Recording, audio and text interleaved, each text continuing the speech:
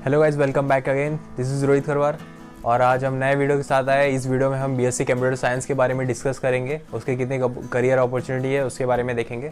ठीक है, so video start करने के पहले एक रिक्वेस्ट है आपसे कि चैनल को सब्सक्राइब कर लेना, क्योंकि पूरा वीडियो रेडी करने में, उससे इन्फॉर्मेशन निकालने में काफ़ी मेहनत लगी है। ठीक है, तो इसे चैनल को सब्सक्राइब कर देना और लास्ट तक ये वीडियो देखना, तो आपको पूरा डिटेल में समझ जाएगा। ठीक है, तो चलिए शुरू करते हैं वीडियो। और मैं पहले कुछ बीएससी कंप्यूटर साइंस के बारे में बताऊंगा।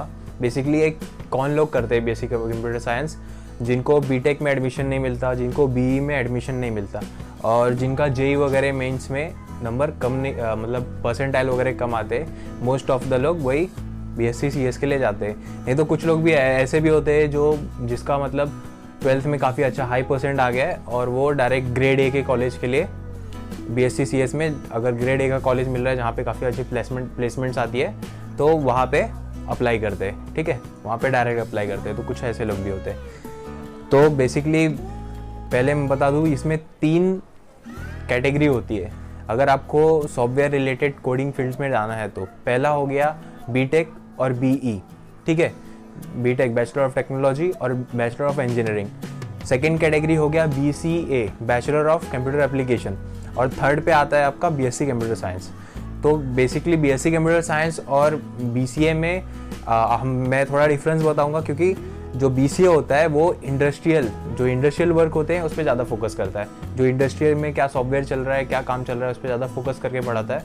और जो बीएससी सीएस होता है वो थियोरेटिकल नॉलेज ज़्यादा रखता है, मतलब ज़्यादा प्रोवाइड करता है। थियोरेटिकल नॉलेज ज़्यादा रहता है, प्रैक्टिकल इनका कम रहता है। तो ये इसका बेसिक डिफरेंस है। ठीक है, तो बीएससी सीएस स्टार्ट करने के पहले एक और बताता हूँ मैं कि अगर आपको बीएससी सीएस के बाद जॉब चाहिए तो उसके लिए आपको कुछ स्किल आना ज़रूरी है। मतलब ग्रेजुएशन के बाद आपको, मतलब डायरेक्ट ऐसा नहीं है कि आपको जॉब मिल जाए, उसके साथ साथ आपको कुछ स्किल्स आना ज़रूरी है। जैसे एंड्रॉयड डेवलपमेंट हो गया और वेब डिज़ाइनिंग हो गए, और मतलब उसमें भी एंड्रॉयड डेवलपमेंट में भी काफ़ी रहता है, फ्रंट एंड रहता है, बैक एंड रहता है, तो काफ़ी चीज़ रहते हैं। तो जो छोटे छोटे स्किल्स भी आपको पहले से आना चाहिए। ग्रेजुएशन आपके होते होते आप साइड बाय साइड कर सकते हो। चाहिए रहेगा तो मैं उसके ऊपर वीडियो बना दूंगा कौन कौन से स्किल्स रिक्वायर्ड रहते हैं बीएससी के बाद जॉब्स वगैरह के लिए। ठीक है, तो चलिए वीडियो को शुरू करते हैं और देखते हैं कि पहला क्या है। आप बीएससी कंप्यूटर साइंस के बाद पहले आप किस चीज़ के लिए जा सकते हो। पहले तो मैं आपको बोलूँगा गवर्नमेंट जॉब के लिए जा सकते हो आप। ठीक है, गवर्नमेंट जॉब के लिए जो भी, ऐसा कोई भी फील्ड नहीं है जिसमें आप नहीं जा सकते हो। हर फील्ड में आप जा सकते हो, बस आईएफआर ये फॉरेस्ट सर्विस छोड़ के। ठीक है, तो वहाँ पे आप जा सकते हो। और उसमें भी कौन कौन से फील्ड्स होते हैं, यूपीएससी, एसएससी होते हैं और स्टेट पीसीएस होता है। डिफेंस में जा सकते हो, पब्लिक सेक्टर बैंक में जा सकते हो। तो यूपीएससी अकेले वो 28 एग्ज़ाम कंडक्ट करवाता है, गवर्नमेंट का 28 एग्ज़ाम यूपीएससी अकेले कंडक्ट करवाता है। तो ये सब सेक्टर से यहाँ पे जा सकते हो। उसके बाद आप चाहो तो गवर्नमेंट इंस्टीट्यूट होता है। गवर्नमेंट इंस्टीट्यूट बेसिकली होता क्या है, देखो जैसे पीसीयू होते हैं जिसमें गवर्नमेंट का 51% से ज़्यादा शेयर रहता है। मतलब वो most of the government company ही रहती है, गवर्नमेंट की सब पॉलिसीज रहती है। मतलब गवर्नमेंट और प्राइवेट कंपनी मिक्स रहता है, लेकिन गवर्नमेंट का शेयर ज़्यादा रहता है। तो वो आपके स्क्रीन पे देख लो, कोई कंपनी का मैंने नाम दिया हुआ है, जैसे भारत डायनामिक इंस्टीट्यूट हो गया और centre of development and advance trainings हो गए, NIC, NTPC और हेल्थ सेल टेक्नोलॉजी, और भी बहुत से कंपनियां है। उसके मैं नेम डिस्क्रिप्शन में दे दूंगा, डिस्क्रिप्शन में जाके आप चेक कर सकते हो। ठीक है, तो ये उसके कंपनीज हो गए और यहाँ से भी आप कर सकते हो। तो यहाँ पे आप कैसे जा सकते हैं, जो ऑनलाइन पोर्टल्स वगैरह होते हैं उन लोग को मतलब ज़रूरत रहता है कि आप बीएससी सीएस वाला यहाँ पे चाहिए, एमएससी सीएस वाला चाहिए, तो वो लोग नोटिफिकेशन डालते हैं। तो वहाँ पे आप जाके अप्लाई करोगे तो डायरेक्ट आपको कॉन्टैक्ट करो, CV वगैरह वहाँ पे डालो, अपलोड करो, तो आप डायरेक्ट कॉन्टैक्ट करके वहाँ पे जॉब के लिए अप्लाई कर सकते हो। ठीक है, तो ये हो गया आपका। उसके बाद आप यहाँ टीचिंग फील्ड में जा सकते हो। उसके बाद कहाँ पे जा सकते हो, टीचिंग फील्ड में जा सकते हो। टीचिंग फील्ड में भी 2 कैटेगरी है। पहला हो गया आपका प्राइवेट हो गया, और उसके बाद आप बीएड कर सकते हो। प्राइवेट में मतलब क्या हो गया, अगर आपने टीचिंग फील्ड में अपना करियर बनाया है तो आप क्लासेस चालू कर सकते हो, प्राइवेट क्लासेस वगैरह। काफ़ी हैवी पेमेंट मिलता है उसमें भी। खुद का क्लासेस चालू कर सकते हो, नहीं तो किसी की क्लास में जाके पढ़ा सकते हो, वहाँ पे भी काफ़ी अच्छा पेमेंट मिल जाता है।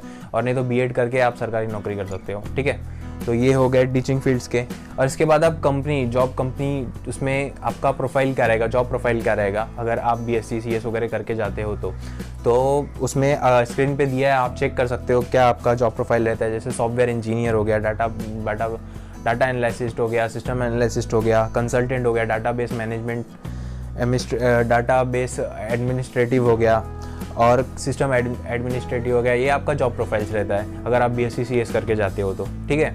तो ये सब आपका जॉब प्रोफाइल्स है। तो आप, और कुछ कंपनियां हैं और यहाँ पे जाने के लिए आपको मतलब कुछ अभी कैसा है, अगर आप जॉब के लिए जाते हो तो पहले तो मैं एक क्लियर कर दूं कि जो ग्रेड A की कॉलेज रहती है उसमें क्या होता है बेसिकली कि हम जॉब के लिए, कंपनियां जो रहती है बड़ी बड़ी कंपनियां, वो डायरेक्ट आपके कॉलेज में आती है ऑन कैंपस प्लेसमेंट को, डायरेक्ट अपने कॉलेज में आती है ऑन कैंपस प्लेसमेंट को आपको प्लेसमेंट देती है, ठीक है।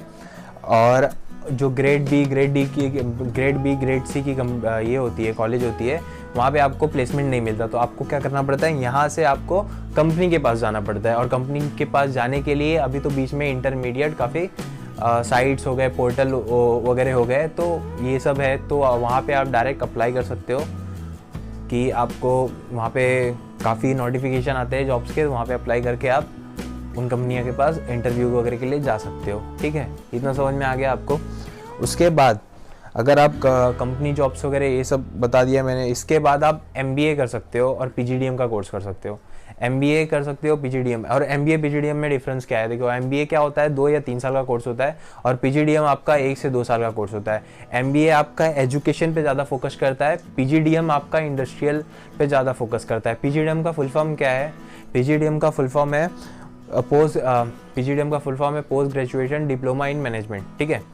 तो ये इसका फुल फॉर्म है। तो बेसिकली क्या है कि MBA जो होता है ना, वो आपका किसी यूनिवर्सिटी से एफिलेटेड रहता है और PGDM यूनिवर्सिटी से ही एफिलेटेड नहीं रहता है, ठीक है। तो ये आपका हो गया। अगर आपको BSc CS के बाद MBA करना है, और मतलब ऐसा बोलते हैं कि MBA करने के बाद बहुत सारे लाखों करोड़ों के जॉब है, तो ये सब र्यूमर्स है, ठीक है, ये सब फेक है। रहता है जॉब, लेकिन आप प्रेस्टिजियस यूनिवर्सिटी से करोगे तब मिलेगा। IIM, FMS, XLRIs, तो ये सब इंस्टीट्यूट है, ये सब टॉप और प्रेस्टिजियस इंस्टीट्यूट है, ठीक है। तो आप यहाँ से करोगे तो इसके लिए आपको कैट का एग्ज़ाम देना पड़ता है। तो यहाँ से करोगे तब जाके आपको लाखों करोड़ों का पैकेज मिलेगा, ठीक है। वो भी आपके टैलेंट और कैलिबर के ऊपर डिपेंड है कि आप वो पैकेज ग्रैब कर पाते हो कि नहीं, ठीक है। ये हो गया। उसके बाद आप MCA कर सकते हो। MCA क्या होता है, BSc CS के बाद डायरेक्ट MCA करोगे। MCA हो गया मास्टर कंप्यूटर एप्लीकेशन। मोस्टली ये लोग BCA के बाद करते हैं, बैचलर ऑफ कंप्यूटर एप्लीकेशन के बाद MCA करते हैं। लेकिन आप BSc मतलब प्लेन BSc भी किया है तो वो भी कर सकता है MCA, लेकिन आप BSc CS के बाद भी कर सकते हो MCA। तो MCA भी करने के लिए अगर आप चाहो तो प्रेस्टिजियस इंस्टीट्यूट से कर सकते हो। जैसे उसके लिए भी एग्ज़ाम्स होते हैं काफ़ी, नीम सेट का एग्ज़ाम होता है, JNU BHU ये सब का एग्ज़ाम होता है। आप हैदराबाद ऑफ यूनिवर्सिटी से कर सकते हो। तो अगर आप MCA करना तो MCA आप प्रेस्टिजियस इंस्टीट्यूट से करोगे। जैसे NIT हो गया, तो NIT मैंने बताया कि जैसे IIT कॉलेज होते हैं, तो IIT कॉलेज का NIT कॉलेज में भी सेम कंपनी प्लेसमेंट देती है, बड़ी बड़ी कंपनी माइक्रोसॉफ्ट वगैरह की, तो आप वहाँ से कर सकते हो, ठीक है। तो ये हो गया आपका। उसके बाद आप BSc CS के बाद MSc CS भी कर सकते हो। MSc CS में भी क्या क्या कर सकते हो, जैसे आप मास्टर ऑफ फिलोसफी कर सकते हो। उसमें आपके स्क्रीन पे आ रहा है, देख लो, मास्टर ऑफ फिलोसफी कर सकते हो। B.Ed कर सकते हो उसके बाद आप उस MSc के बाद भी आप MCA कर सकते हो। अगर आपको समझ लो BSc CS में अच्छा कॉलेज नहीं मिला, आपको MSc CS में भी अच्छा कॉलेज नहीं मिला, इसके बाद आप MCA कर सकते हो। मैंने जो इसके पहले एग्ज़ाम बताया नीम सेट का एग्ज़ाम दो, NIT से करो। अगर नीम सेट का एग्ज़ाम क्रैक हो गया है तो आपको जो भी इंडिया के 11 NIT है वहाँ पे किसी ना किसी में एडमिशन मिल जाएगा, वहाँ से करोगे तो आपको काफ़ी अच्छा पैकेज भी मिलेगा, ठीक है। तो उसके बाद आप इसके बाद भी MBA कर सकते हो, MSc के बाद भी MBA कर सकते हो, आप PhD भी कर सकते हो।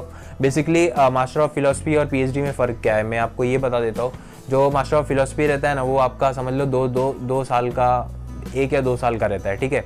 क्योंकि उसमें क्या रहता है, हम लोग सामने वाला जो रिसर्च किया रहता है हम लोग उसके बारे में पढ़ते हैं। और PhD क्या होता है, PhD में एक माइक्रो टॉपिक को उठाएंगे हम लोग, एक किसी टॉपिक को उठाएंगे और उसके हम लोग एकदम लास्ट तक, मतलब एकदम बेस तक उसके जाके उसका एकदम गहराई से स्टडी करते हैं, उसको बोलते हैं पीएचडी। मतलब उसमें हम लोग खुद का इन्वेंशन करते हैं, खुद कुछ बनाते हैं। तो पीएचडी करने में अगर आप एमएससी वगैरह की बात करते हो तो उसके बाद भी आपको 8 से 10 साल लग जाते हो। डिपेंड करता है आपके ऊपर कि आप कब तक करते हो पीएचडी, ठीक है।